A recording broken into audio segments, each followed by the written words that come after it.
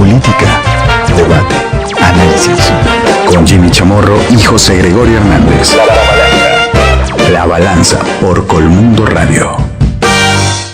Un saludo cordialísimo, Víctor J., a todos nuestros oyentes y, por supuesto, muy contentos de tener en nuestros estudios al doctor Julio César Granda Olarte, quien allí en el Instituto de Bienestar Familiar cumple una función vital para ese gran objetivo que persigue el instituto, que es la protección de la niñez, especialmente frente a situaciones muy novedosas que se presentan. Y parece como que el delito evoluciona en contra de los niños, progresa, y entonces también el Estado tiene que responder. El presidente Santos está enfrascado en este momento en el tema relacionado con la paz. Pero yo tengo una convicción, doctor Granda, que la paz no se logra sino desde el hogar en adelante. Es decir, para que nosotros podamos llegar a tener una cultura de paz en Colombia, necesitamos comenzar por los primeros años de vida de las personas. Porque en este momento lo que hay en nuestro país, infortunadamente, es una enorme cultura, si es que se puede llamar cultura eso, de la violencia, de la intolerancia, en fin. Y en esto del matoneo, ¿qué contiene la nueva ley? Diferentes entidades, una de ellas el Instituto Colombiano de Bienestar Familiar. Esta ruta establece las responsabilidades que tienen el aparato educativo, los estamentos educativos, establece las responsabilidades que tiene el Instituto Colombiano de Bienestar Familiar, establece las responsabilidades que tienen los defensores de familia, las comisarías de familia, para que de manera conjunta podamos atender ya sea al victimario, a la víctima o al testigo de estos fenómenos de violencia que se ven en la escuela.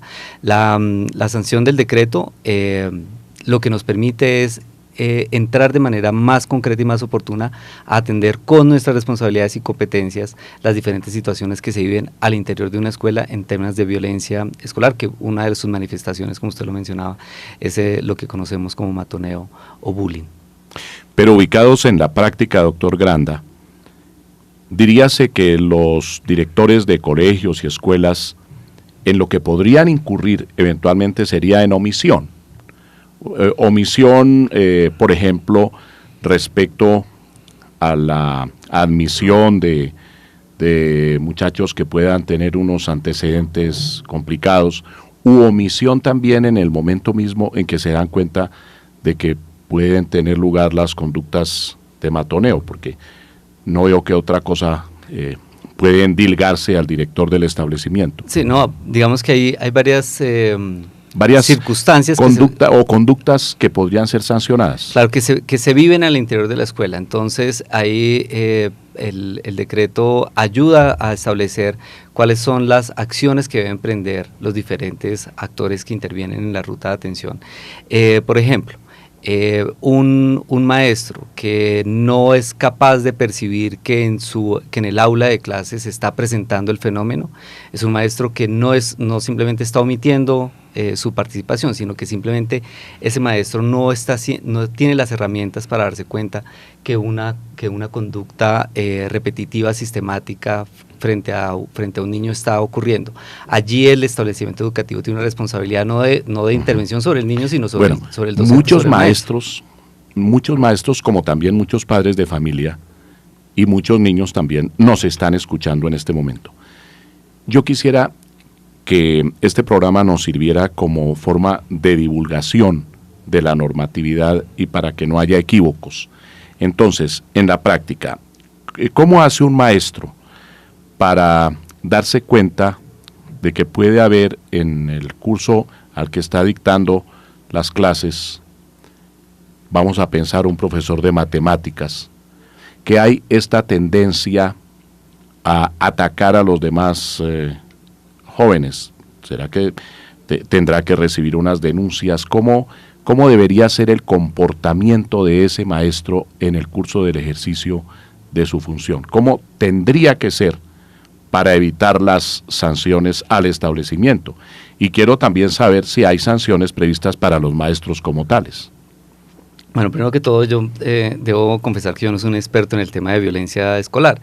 Sin embargo, aquí el decreto a lo que nos invita es a que, por ejemplo, los maestros puedan recibir la formación, las herramientas para que puedan ser unos buenos agentes de detección y de acompañamiento a los niños. Aquí no pero solamente mediante análisis psicológico, claro, tal vez de los muchachos. Cuando el haría? maestro detecta el niño que pierde interés, el niño que se repliega, el niño que no participa, el niño que es ajeno a las actividades propias del aula escolar, cuando el maestro detecta que hay un acoso permanente sobre los comportamientos de alguno de los niños por otro grupo de niños, cuando el maestro hace ahí sí caso omiso a comentarios de niños que le llegan y le dicen, vean, están maltratando a Alejandro. O que tienen implícita la violencia.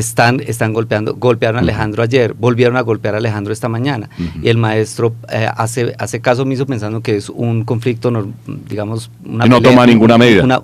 Una pelea pasajera, un acto, digamos, cotidiano o permanente en el salón que se puede ocurrir entre dos niños. Yo sí quisiera aprovechar esta oportunidad de tener las luces de ustedes, al doctor José Gregorio, para que lo analice desde el punto de vista jurídico y a ustedes desde el punto de vista sociológico, desde el punto de vista social. Es este proyecto que ha sido presentado al Congreso de la República precisamente a raíz de las protestas ciudadanas de todas estas semanas. Este proyecto que establece 5 años de cárcel para quienes promuevan bloqueos en las vías, bloqueos públicos, pero además agrava las circunstancias, es decir, le da más cárcel si participan menores de edad. Sí, desde el punto de vista jurídico, ¿esto es viable? ¿Es bueno? O desde el punto de vista social, ¿cómo lo ven ustedes? A mí me parece importante que el Estado le haga frente a situaciones como esas. Pero desde luego, yo creo que con aumentar las penas no se logra mayor cosa. Lo importante sería aplicar las penas actuales. Y en estos casos, cuando en una protesta se infiltran los violentos, que es lo que hemos visto durante el último mes o durante todo este paro nacional agrario, que están protestando los campesinos y hay unos individuos agresivos que se infiltran y que llevan a los menores y que cometen los actos de vandalismo, pues lo que hemos visto es que de una parte son muy pocos los efectivamente capturados y no se sabe bien si los capturados sí son o no son. También se han dado circunstancias en las cuales se ha desbordado la acción policial y tenemos problemas de personas heridas, pero que no tenían mayor participación o ninguna participación en los actos violentos. Entonces, lo que yo veo es que de una parte hay que capturar verdaderamente a esos responsables y eso sí le corresponde a la policía, saber exactamente quiénes son y no equivocarse. Pero además viene después la legalización de la captura. Tendría que ir a un juez de garantía. Los jueces de garantías, como lo hemos dicho aquí en este programa en otras ocasiones, como que no tienen muy claro cuándo deben dejar en libertad y cuándo deben llevar a las personas a prisión, y muchas veces estas conductas quedan en la impunidad. Entonces nada sacamos con aumentar las penas si no las hacemos efectivas. Es más o menos mi enfoque desde el punto de vista jurídico. Aumentar las penas, bueno, pero sí disuade verdaderamente al delincuente que le aumenten la pena, si no lo van a coger. Si no lo capturan, no hay nada. Doctor Granda, ¿y usted cómo lo ve desde el punto de vista de bienestar familiar y como sociólogo? En la discusión de aumentar penas, por ejemplo, en el sistema de responsabilidad penal, que también hay muchos sectores y interesados en que eso se dé, pues efectivamente esa no es la solución. O eso no va a dejar que los fenómenos de violencia y participación de menores de 18 años en conductas delictivas se disminuya. Eso no ha pasado en otros países donde se ha intentado. ¿Y por qué? Porque el menor en muchas ocasiones está siendo utilizado, está siendo cooptado, está siendo motivado por adultos que efectivamente conocen que pues este menor cometiendo un delito puede tener un tipo de tratamiento diferente a que si fuera un adulto. Por eso tenemos 2 sistemas diferenciados para mayores y para menores de 18 años. Eso no va a desmotivar al adulto de utilizar al menor. O sea, si aumentamos las penas para los adolescentes, eso no va a desmotivar a aquel que está haciendo uso de menor para cometer un delito. Esa no es el camino, al menos así. No lo disuade. No lo disuade. Digamos, allí hay una operación, digamos, ya estandarizada para enfrentar este fenómeno. Son operaciones que buscan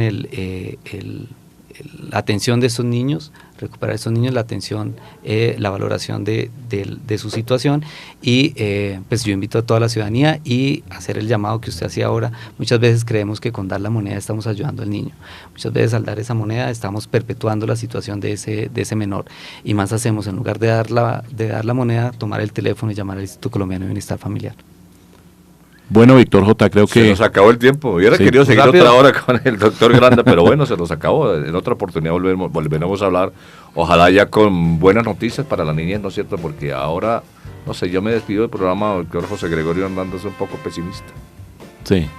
Son muchos los problemas. Son muchos los problemas, son demasiados y muy complejos, que era lo que decíamos. Y a la entonces mesa... uno no le puede atribuir a una sola entidad o a un solo organismo la responsabilidad. Este es un problema de todos los colombianos y yo lo que sí quisiera sería hacer un llamado a nuestros oyentes para que se tome conciencia sobre esta problemática de los menores, que es la problemática del país hacia el futuro, quién sabe por cuántos años. Muy buena invitación. Hoy estuvimos con el doctor Julio César Granda Olarte, el director del Sistema Nacional de Bienestar Familiar, Instituto Colombiano de Bienestar Familiar. Bueno, nos despedimos, dentro de 8 días volveremos con otro personaje de la misma importancia. Muchas gracias.